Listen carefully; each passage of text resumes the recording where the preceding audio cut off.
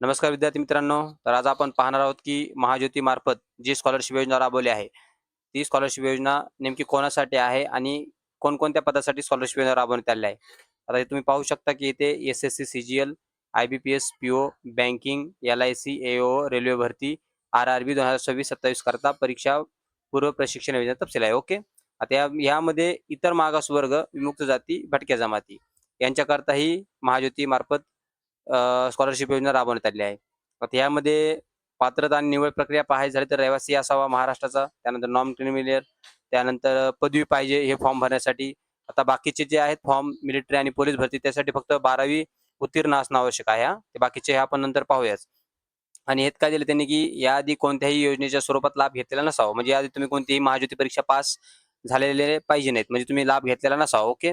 आणि अंतिम यादी निवड चाचणी परीक्षेद्वारे करण्यात येईल. मग तुमची एक्झाम होईल आणि त्यामधून तुमची निवड होईल. ओके. तुम्ही पाहू शकता सगळ्या गोष्टी. ओके. चला हां. आता वयोमर्यादा वगैरे पाहून घ्या. एस-एस-सी, जी-एल, आय-बी-पी-एस, पी-ओ, बँकिंग, एल-आय-सी, आर-आर-बी सगळ्याची वेगवेगळी वयोमर्यादा दिलेली आहे. आता परीक्षेचे स्वरूप जे असणार आहे, तर परीक्षेचे स्वरूप बघा ऑफलाईन स्वरूपात असणार आहे. कसे असणार आहे? ऑफलाईन स्वरूपात. आणि प्रशिक्षणाचा कालावधी किती असणार आहे? तो असणार आहे 6 महिने. ओके. 6 महिने. आता आपण जे पाहिलं वरती इतर मागास प्रवर्ग, त्यामध्ये नेमके कोणत्या प्रवर्गातील विद्यार्थी हा फॉर्म भरू शकतात. तर यामध्ये तुम्ही पाहू शकता की ओ-बी-सी, त्यानंतर व्ही-जे-ए, त्यानंतर एन-टी-बी, एन-टी-सी, एन-टी-डी आणि एस-बी-सी. ओके.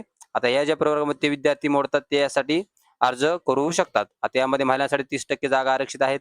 दिव्यांगाकरता 5% जागा आरक्षित आहेत आणि अनाथांसाठी 1% जागा आरक्षित आहेत.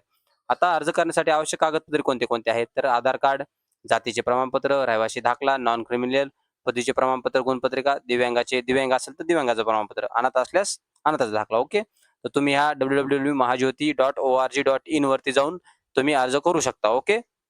आता यासोबतच अजून एक महत्त्वाची गोष्ट म्हणजे हे बघा, आता अर्ज करण्याची अंतिम दिनांक किती आहे? तर 10/7/2024. ओके. तर तुम्ही या तारखेपर्यंत अर्ज करू शकता आणि सोबतच जे तुम्हाला विद्यावेतन जे दिले जाणार आहे 6 महिन्याकरता. आता प्रत्येकासाठी वेगवेगळं आहे. टेटसाठी वेगळं आहे. बाकीच्या एक्झामसाठी वेगळं आहे. आता यामध्ये तुम्हाला 6 महिने प्रशिक्षण विद्यावेतन दिलं जाईल. तर आता विद्यावेतन जे दिलं जाणार आहे, तर त्यासाठी तुमचं विद्यार्थ्यांचे बँक खाते तुम्ही पाहू शकता. काही विद्यार्थ्यांचे बँक खाते आधार क्रमांकाशी संलग्न असणे आवश्यक असून, विद्यार्थ्यांना पुरविण्यात येणारे विद्यावेतन त्यांच्या आधार क्रमांकाशी बघा, आधार क्रमांकाशी संलग्न असलेल्या बँक खात्यात जमा करण्यात येतील.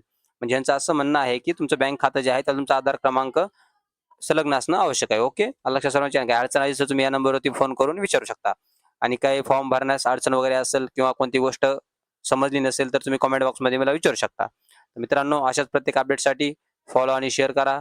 राजगुरू मंत्राला धन्यवाद.